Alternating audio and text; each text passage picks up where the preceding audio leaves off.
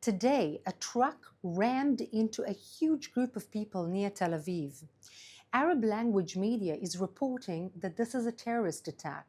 At least 35 people were hit. 6 are in critical condition.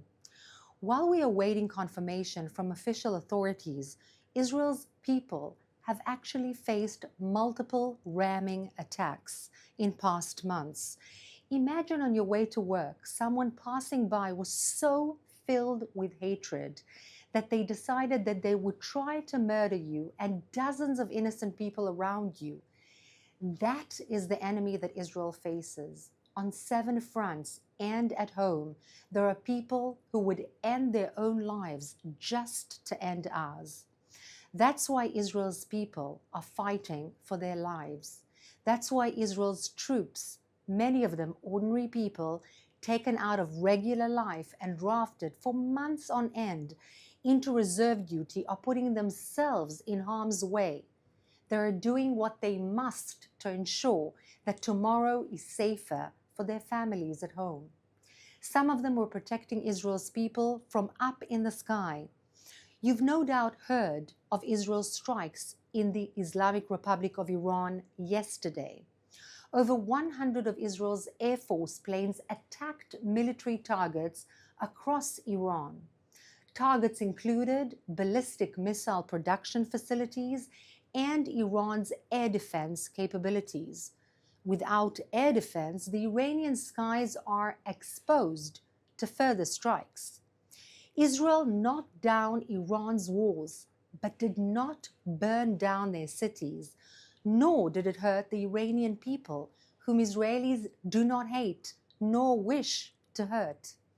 What Israel did was intended to get the Islamic Republic of Iran to stop its aggression and murder of our people, the Palestinian people, the Yemenite people, the Syrian people, the Lebanese people, the Iraqi people, and basically every nation whose country they had disintegrated and took over. Remember, on October 1st, the Islamic Republic of Iran fired around 200 ballistic missiles at Israel, maybe the largest attack of its kind ever. No country in the entire world ever had to deal with anything like that. But that's not all. On April 14, the Iranian regime and its proxies fired over 300 ballistic and cruise missiles, as well as attack drones at Israeli military and civilian targets.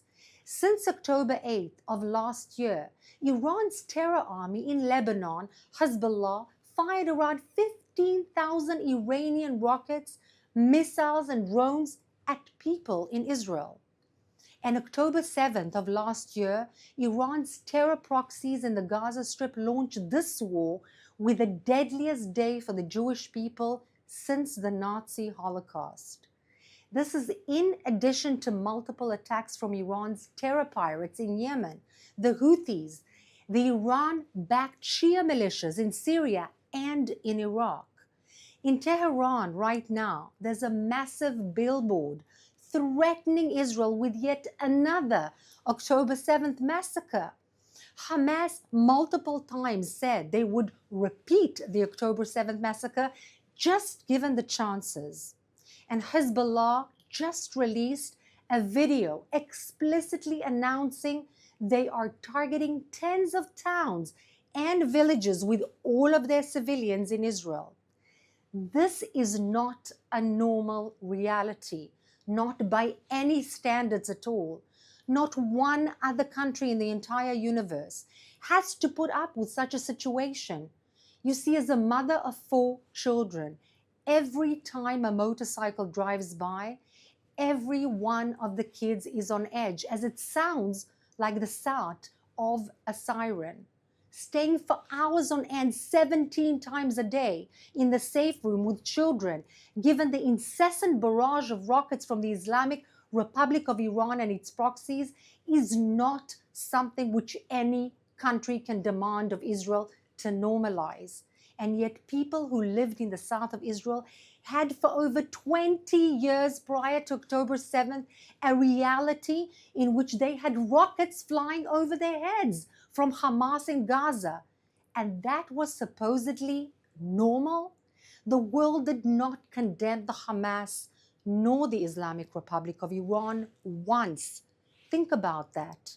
Now that Israel is finally taking action to defend itself, and Israel is now clearly telling the Islamic Republic of Iran, stop threatening our lives, back off, or we will do what we must do to make sure that you cannot hurt us nor our children any longer. Now let's take some questions from our audience watching live on social media. For our first question, Erdman Beat asks, does the atmosphere in the Arab-Israeli community have support terrorism, or is this just an exception to the rule? Thank you for your question. In fact, between 20 and 25% of Israel's population, for those who don't know, are Arabs who are Israeli. They have an Israeli citizenship, they can vote, they can have high-ranking positions in all of Israeli ministries and so on. Most of them are amazing citizens, they are law-abiding citizens, and they back the country. Some of them even serve in the IDF and they serve in the security forces of the country. There are some who are indoctrinated by the horrid incitement that is sent either by ISIS videos or other things shown on Al Jazeera and other social media aspects. But the vast majority are law-abiding citizens that support the country and support normality. NY Police asks on YouTube, Saudi Arabia publicly condemns Israel's strike on Iran. How do you interpret the actions and intentions of Egypt and others who seem to want to have their cake and eat it too?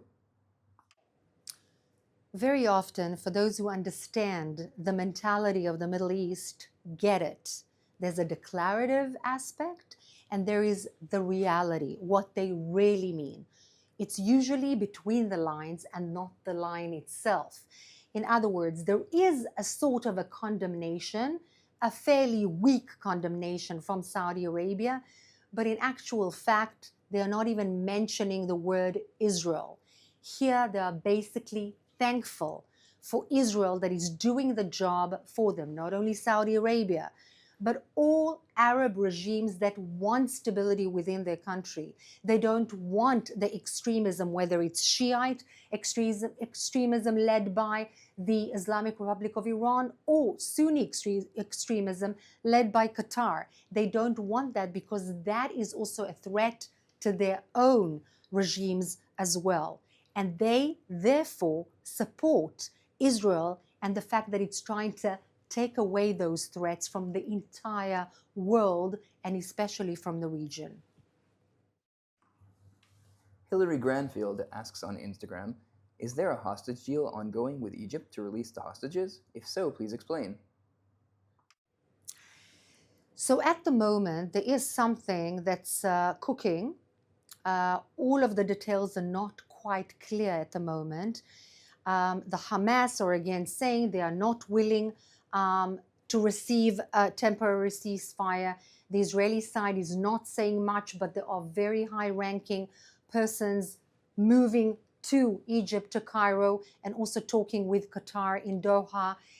The details are not yet clear, but very definitely on the agenda of Israel at the moment and very, very high on the priority list is getting our people back. There are over 100 hostages that are held against the international law, against any kind of humanity, still by the Hamas terrorists and by some people in Gaza that don't even necessarily belong to Hamas, but they are the so-called civilians. Some of them are also holding some of our hostages. And yes, there are actual movements towards getting them back. It's perhaps better not to go into the details in order to make this actually happen. We have a pair of questions about the Iran strike. First of all, Why didn't the IDF target Iran's nuclear facilities? And has Iran vowed to retaliate? So the Islamic Republic of Iran, and I stress that instead of using the word Iran, because we as Israelis have nothing against the Iranian people, the vast majority of whom are indeed our friends and the friends of regional stability. So the Islamic Republic of Iran, in fact, waged a war against Israel. Yes, they have almost nuclear capabilities, and also they have the funding, the energy sources that fund all of their warring aspirations. But this is a very delicate time for one of Israel's biggest allies, if not the biggest one, and that is the US. And yes, everybody knows that there is a certain request from the United States of America regarding keeping the regional instability low at this point. And yes, Israel took that into account and respected, but it targeted very specifically not civilians, but military targets that actually pretty much destroyed all of the air defenses of the Islamic Republic of Iran, meaning indeed that may lead the way to, and when, if Iran does retaliate, to an ability of the Israeli Defense Forces or other countries to actually infiltrate the skies of Iran. And that is a very important target, particularly since they were very, very precise, showing a huge success in technology, and also, not less importantly, the fact that Israel does not want to hurt one Iranian civilian if unnecessary. So yes, that was the precise attempt and success of Israel. Sarah asks, when is UNRWA stepping out of Israel?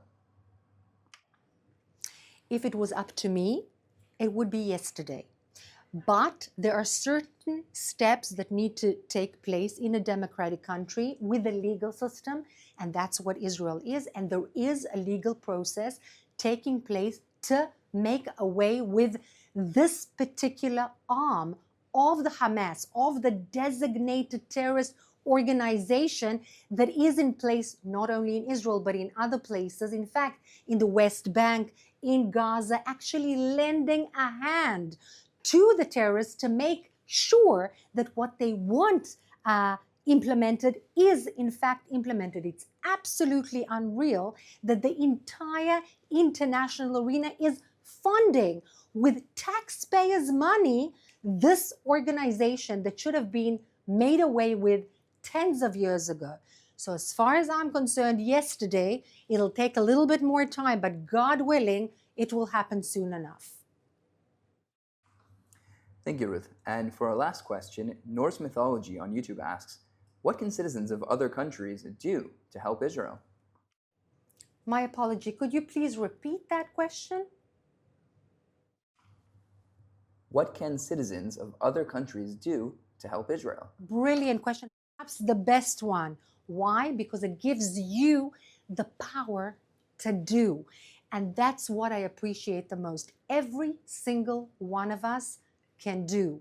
We have circles of influence, whether we are students, whether we are in professional syndicates, whether we are at schools, whether we are at universities, whether we are speakers. We can write to our elected officials. We can write an op-ed in newspapers, whether they're local or national. We can speak on certain social media that every single person has. We can get a group on WhatsApp to explain what's happening and have them then explain as well. There are so many things that each one of us can do, and sometimes it seems as if it's a small thing to do, and it takes a little energy, and yet the ripple effect of every one of us is a world in its own. So I encourage you, take an initiative, do.